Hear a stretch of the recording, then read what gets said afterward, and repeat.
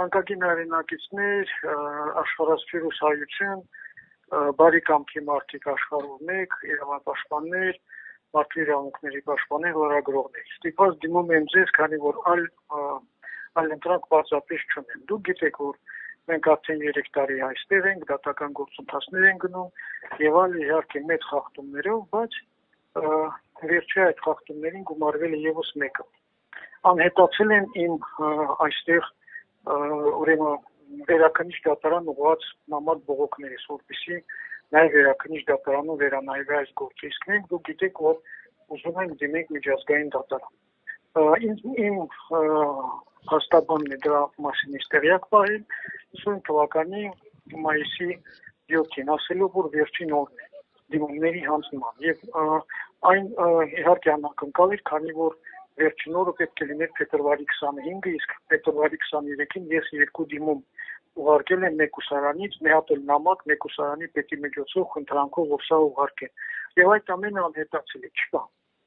Ստիպված եւս մի նամակ եմ գրել, բայց չգիտեմ պատասխանը, հետեւաբար չի բացառում, որ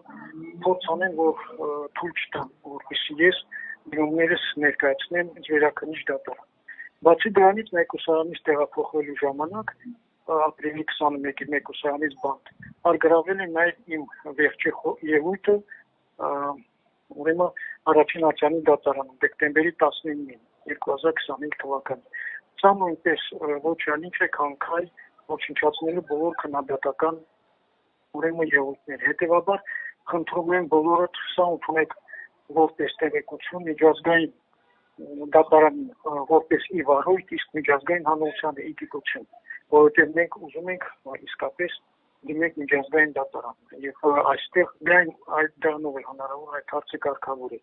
Հետևաբար կոչ եմ անում բոլորիդ օգնել մեզ այս ուղղությամբ համայն հայությանը եւ բարի կամքի մարդկանց։ Ես անում եմ հանուն արդարության, ժողովրդավարության, մարդու իրավունքների պաշտպանության, հանուն իսկական խաղաղության։ Եվ կարծում եմ սա միակ ճանապարհն է այս ուղղությամբ։ Հետևաբար նաև կխնդրեի, որպեսզի պահանջեք, խնդրեք, որպեսզի մեր վերջին ելույթները ձեզ տրամադրեն նաև տեսանյութով, եթե արդեն չեն ոչնչացվել։ Իսկ հիմա ես կուզենայի հակիրճ ներկայացնեմ դատական գործընթացը, ով է իմանում, վաղը ինչ կլինի հետս, որպեսզի դուք տեղյակ լինեք ընդհանուր առմամբ ինչ է կատարվում։ Այս դատավարությունը, որ ընթանում է, իհարկե շինծու է, խախտում են կոպտորեն բոլոր նորմերը մարդասիրության, արդարության, միջազգային իրավունքի, իրենց սեփական օրենսդրությունը։ Ես կոչ եմ անում, որպեսզի մեր հայրենանվեր հայությունը միավորվի եւ պաշտպանենք մեր իրավունքները, որովհետեւ մենք դիմելու ենք միջազգային դատարան։ Իրենց բոլոր փաստարկները շինծու են, փուչիկ են, շատ թույլ են, չեք պատկերացնում։ Եվ այս դատավարությունը ոչ թե դատավարություն է, սա էթնոքաղաքական վենդետա է, էթնոքաղաքական լինչ է ուղղված մեր ժողովրդի անցյալի, ներկայի եւ ապագայի։ Այնքան էին շատ այդ չարաշահումները, այդ խախտումները, որ նույնիսկ որոշ փաստաբաններ դրա մասին նշել են, հայտնելով, որ ժամանակը կգա իրենց համար ամոթ կլինի այդ բոլոր ուրեմն խախտումների համար։ Ես կասեի նաև ցավոտ կլինի, որովհետև կան որոշ գաղափարներ, որոշ չգրված օրենքներ, գրված օրենքներ հավատքի հետ կապված, որոնց խախտումը այդ թվում առավել եւս գիտակցաբար, կամավոր եւ հանդուգն որևէ մեկին չի ներվում երբևիցե։ Եվ մեջբերել եմ նաև իրենց Ղուրանից մի ասացվածք, որտեղ ասվում է, որ Աստված չի սիրում ուրեմն հանդուգն եւ ինքնահավան, այսպես ինքնագոհ մարդկանց։ Եվ սա շատ կարևոր է։ Կարծում եմ, որ դա ունեցավ իր ազդեցությունը եւ այնքան է շատ այդ խախտումները, որ երբեմն նաև տրագիկոմեդիա է հասնում, ասես օրինակ առաջի բանը, որ աչք է ծագում, դա մեղադրականում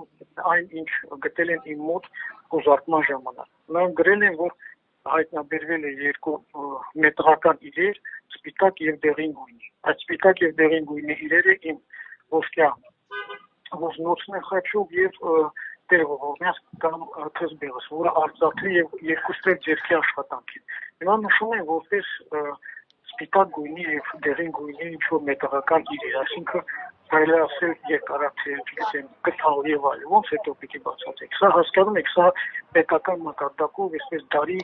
դատավարությունն է։ Այնուհետև շատ հետաքրքիր է այսպես կոչված վկաների բարձաբանումները։ Մի վկա, որ ինձ առաջինը ճանաչեց ճակերտներում, դա այն էր, որ ինձ ասեց, որ դու Վիտալի Բալասանյանն ես, քեզ լավ հիշում եմ, ծեծում էր ինձ, խոշտանգում էր, այնուհետև բոլորը ասեցին, որ նա այլ մարդ է, բայց սա չէր հանգստանում։ Իմ ուրեմն պաշտպանս ասեց, որ նա ինքը չի, սա իրեն անպատրից հայ համարից, հետո տեսավ, որ իրավիճակը բարձրացել է, սկսեց ինչ-որ սիմուլյանտություն անել։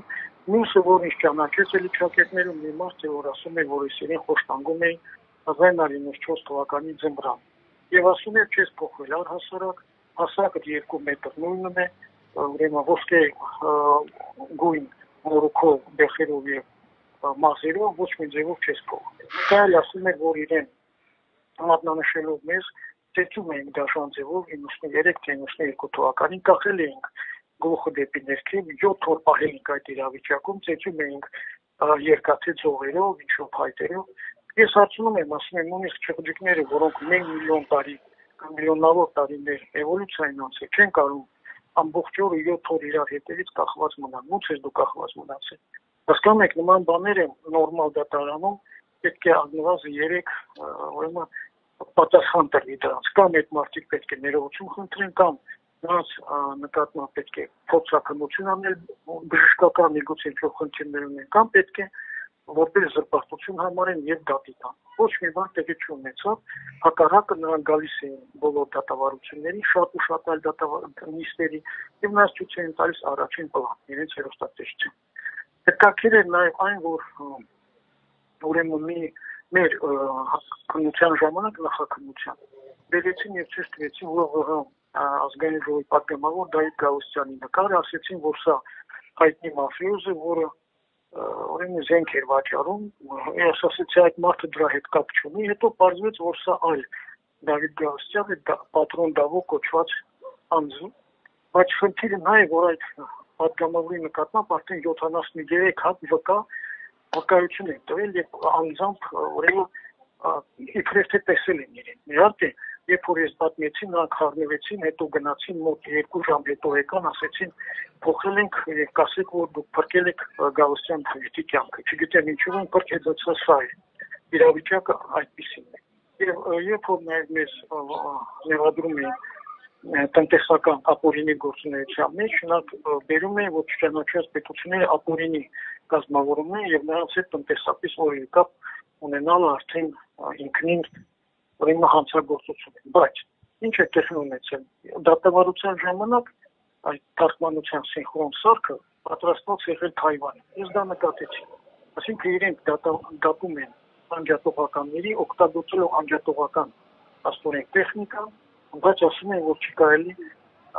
պետությունների հետ կապ պահպանել այն երբ որ իրենց ղեկավարությունը միայն 2025 թվականին 2 անգամ է Չինաստան այցելել եւ այնտեղ հայտարարել որ Թայվան ճանաչում է Չինաստանի մաս հասկանում եք այսպիսի բաներ ես սա պատմում եմ փաստերից ելնելով